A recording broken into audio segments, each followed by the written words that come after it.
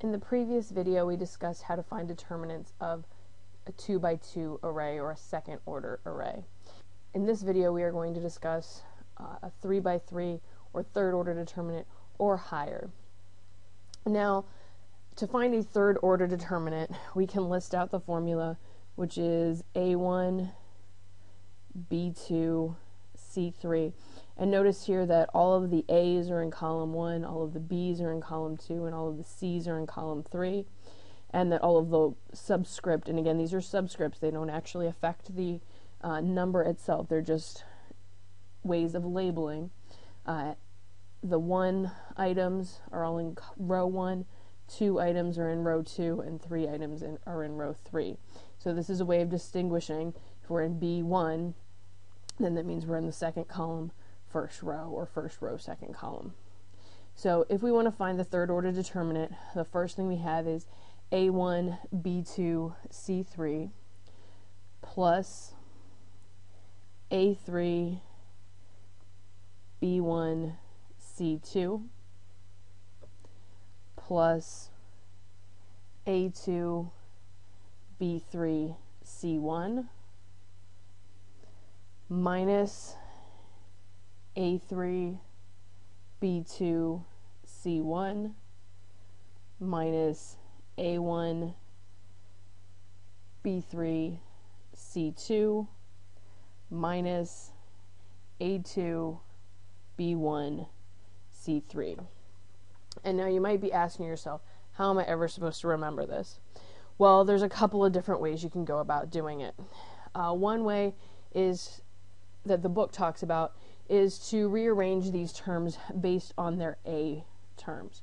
So for instance, if we look at everything that has an A1, then we'd be left with the A1 would have the B2 minus C3, B2 times,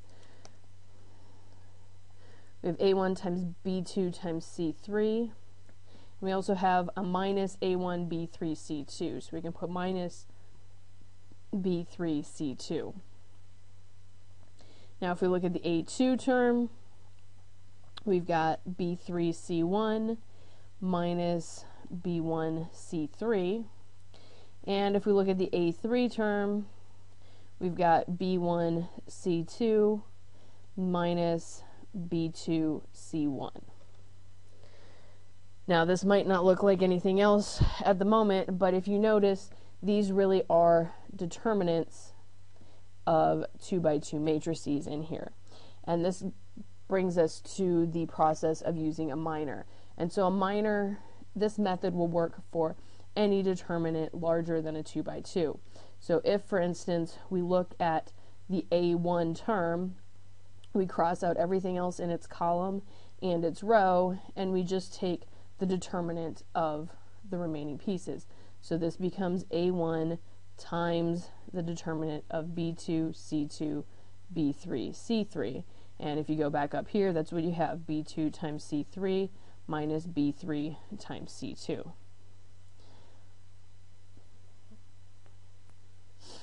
If we look here, this one's going to be a little bit different, but if we circle the A2 column, we're going to cross out everything in its row and column, and we're going to be left with the determinant of B1, C1, B3, C3. Now if you notice, this is the opposite order of what we have here. We've got essentially the negative, so we're going to pull a negative out front so we can switch the order on those terms. And finally, if we look at the A3 term, cross out everything in its column and row, we end up with A3 times B1 C1, B2 C2. And again, in this case, this does work. B1 C2 is your first piece, minus B2 C2 is your second piece, so this is going to be added. And so this is the process of minors. It can be expanded to be bigger if you follow the rules with the signs. Essentially, anytime you take the first element, it's plus, and then alternate negative, positive, negative, positive. And like I said, you can do this for any size determinant. There's also a shortcut, which I'm going to show you on this next example, when it comes to 3 by 3 and only 3 by 3 matrices. And this shortcut involves repeating the first two columns, so 1, negative 3, 2, 1, 7, 1, and then looking at the diagonals. And we always start with that principal diagonal, again the one that goes from the top left to the bottom right of the original, and we multiply those three terms, so 1 times 7 times 5.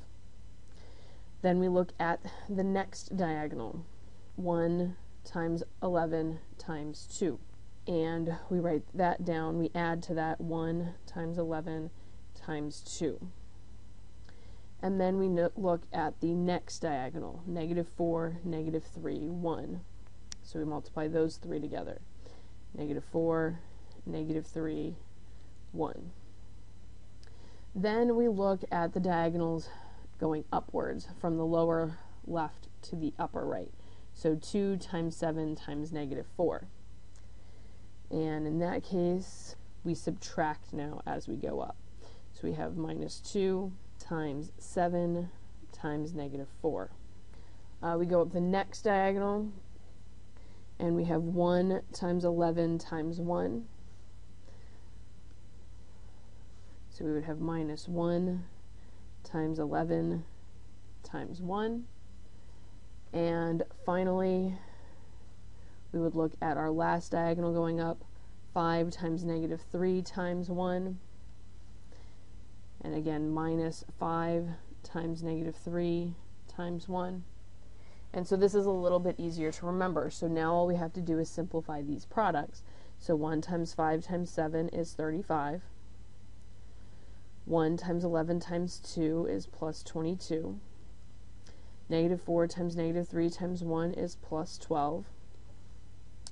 Minus 2 times 7 times negative 4 is plus 56.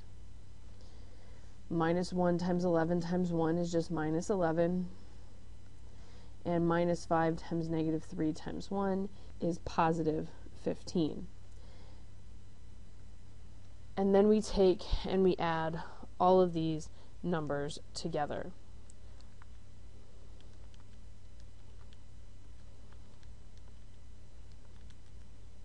And you should end up with a determinant of 129.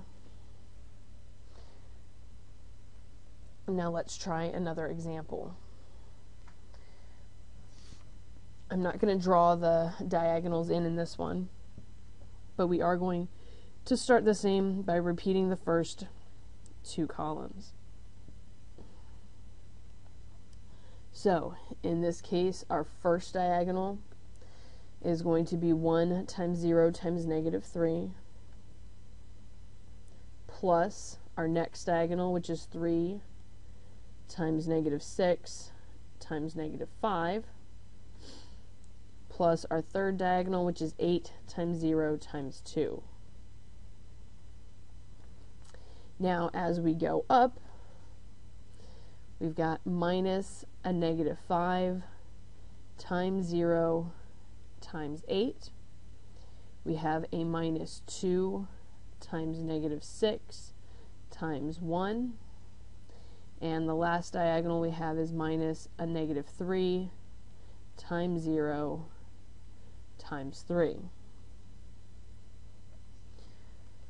Again, simplifying, in this case, anything that has a 0 in it is going to multiply to be 0, so all four of those terms end up being 0.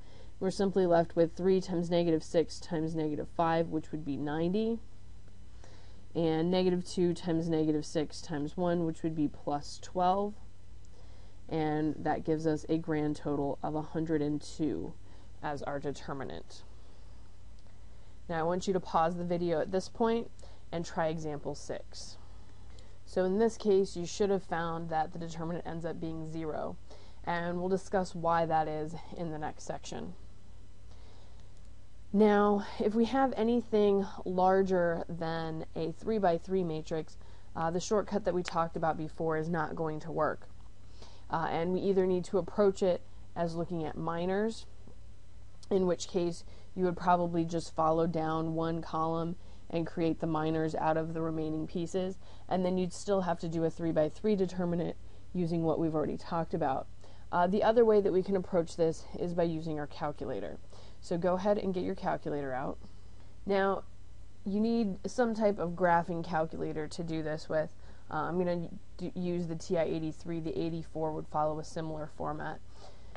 And what you do is you hit second, and then you should see here how it says matrix. And when you click that, you get the following screen. To put in a matrix, we're going to scroll over here to edit and select A. And then we have to tell it how big the matrix is. So in this case, you notice you have 4 rows and 4 columns. So we're going to 4, enter, 4, enter. And notice how now we have 4 rows and 4 columns. And we just go across, we read across each row as we go. So 1, enter, 3, enter, -7, enter, 2, enter. And we just keep going along the rows until we have all of those elements entered.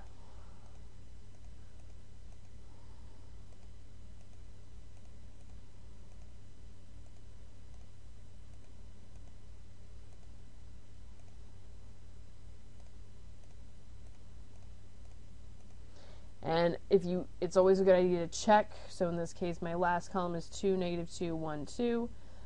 Third column is -7, 0, 5, 7. Second column is 3, 3, -2, 1. And if we hit this arrow button over, we can see the first column, which is 1, -5, 1, 3. Now, a very important step is to make sure you hit second quit to exit out of this. Otherwise, we'll end up stuck in the matrix, and it gets kind of messy. Next, we're going to go back to matrix. This time we're only going to scroll over to math. And notice how the first thing here is DET, and that stands for determinant. So we're going to hit enter, and then we're going to go back to matrix. And now we're just going to stay in the names column because we actually want to select the matrix that we just entered. So you should see on your screen, it should say DET parentheses A, and it's in brackets because it's a matrix. You can close the parentheses, hit enter, and in this case we have a determinant of -138.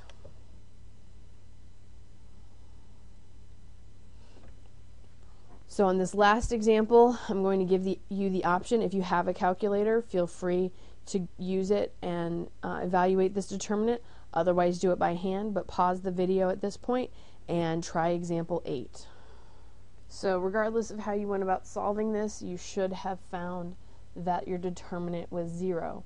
And again, we'll talk about why this happens in the next section. But remember that anytime a determinant is 0, this means that you have a matrix that is non-invertible, which is something that you might talk about if you ever take a linear algebra class. So this concludes the video on 6.4. Please go online now and complete your homework for 6.4, and then watch the short video on 6.5.